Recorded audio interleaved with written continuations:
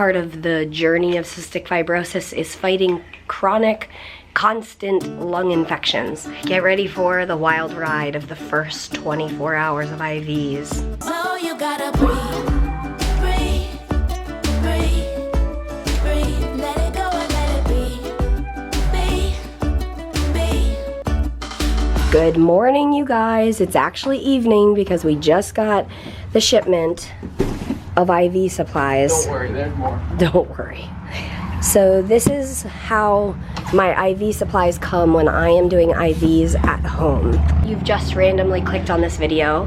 Hi, I'm Mary, and that's my husband, Peter. Yes, we are married. I know we look like we're in high school, but we're married. So I have cystic fibrosis. It's a genetic disease that I was born with. And part of the journey of cystic fibrosis is fighting chronic, constant lung infections. So thankfully it's not a lung infection that I can spread to him.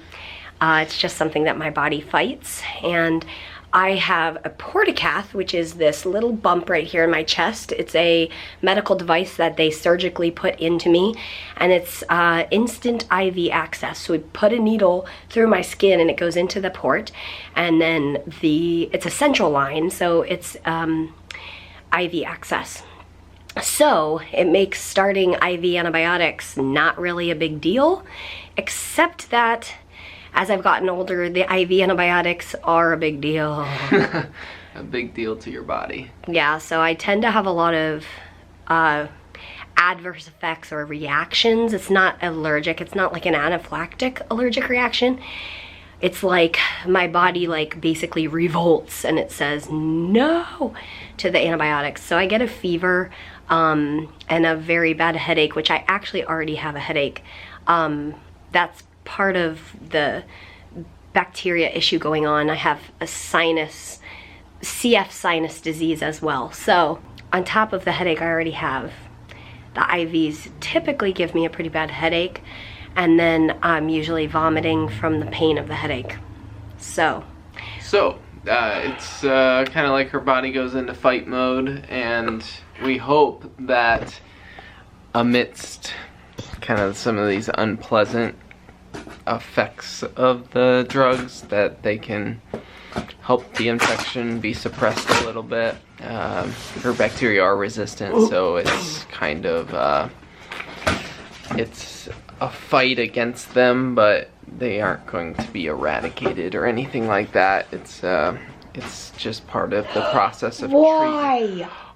I was so clear. I was almost wondering though if describing them as 4x6 was too big. I don't know. Oh, they look, sent good news. Okay, they sent these really big tegaderms that if we used that to cover Mary's chest, it would be like her whole chest would be covered up.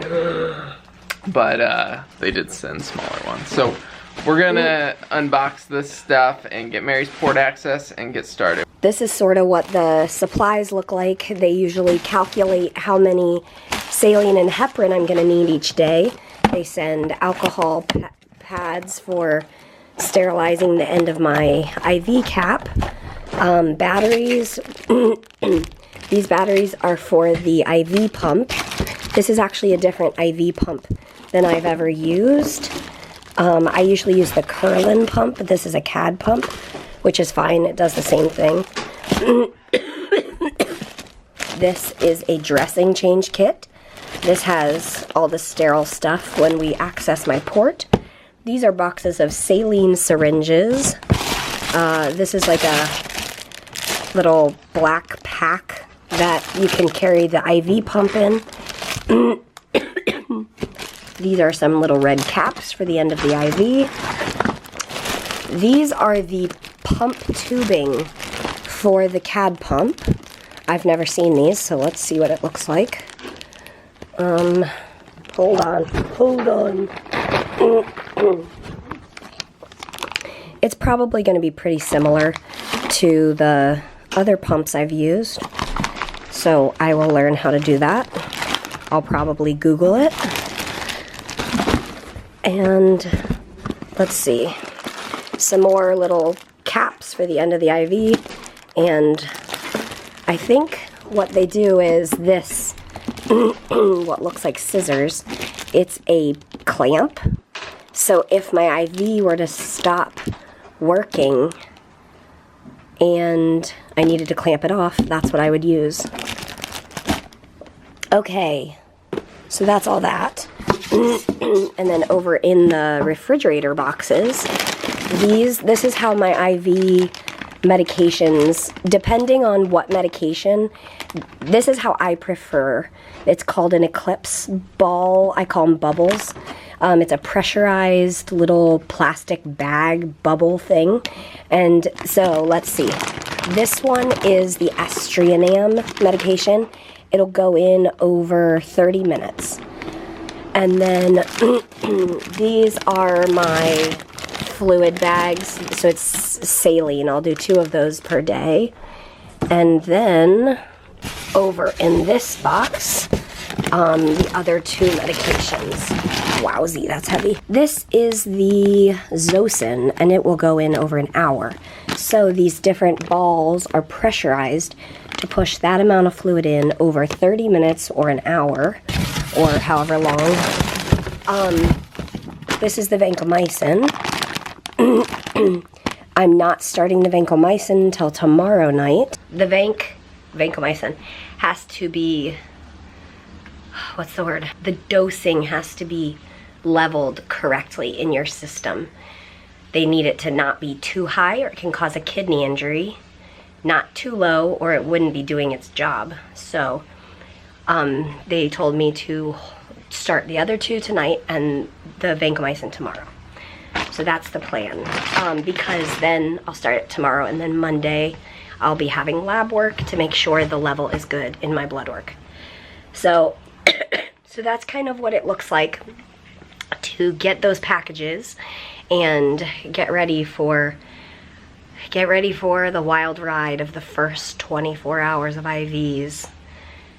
The last time I think the fever and headache hit about, I'm wondering, I think it might have been after the first dose. Let me go ask Peter if he remembers. Hey babe. Yeah. Do you remember if the reaction happened after the first dose?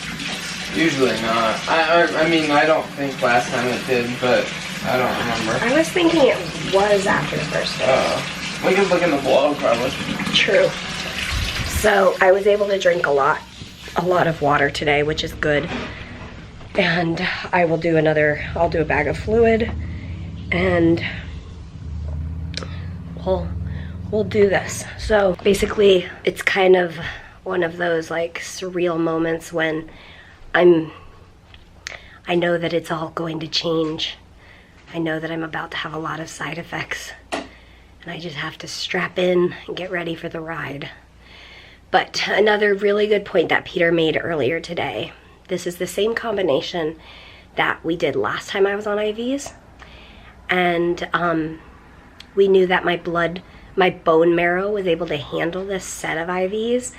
My white blood cell count stayed stable enough for me to stay on these IVs. So that's why we chose them again.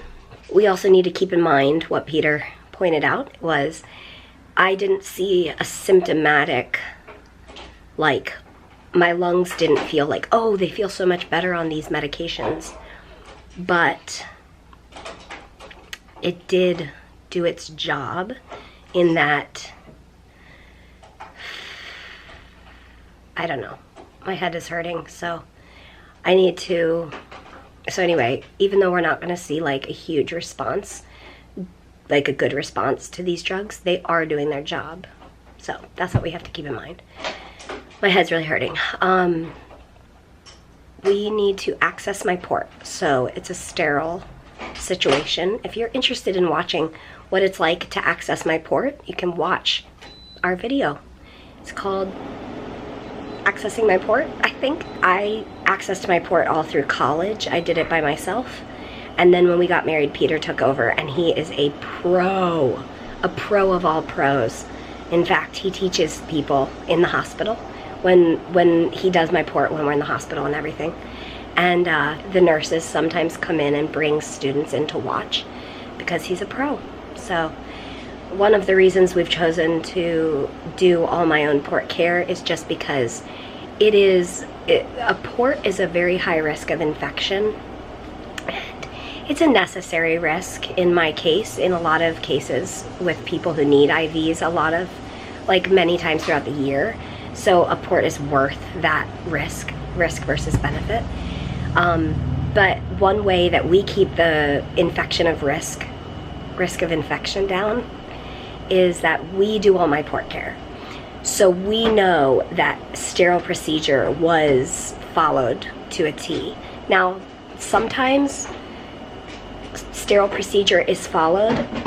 I've known friends who keep their port sterile and it still gets infected. That can happen. But all you can do is do your very best. So choose a nurse who knows what they're doing, or choose a Peter who knows what he's doing. So we're gonna go access my port, hook up the first doses of medications, and we will see you guys on the flip side. Hopefully I won't be a zombie on the couch, but it very well might be. So, as always, we'll see you tomorrow. Good night. Good night. And if I am a zombie on the couch, at least I've got an awesome couple cheerleaders. Thanks. Good night.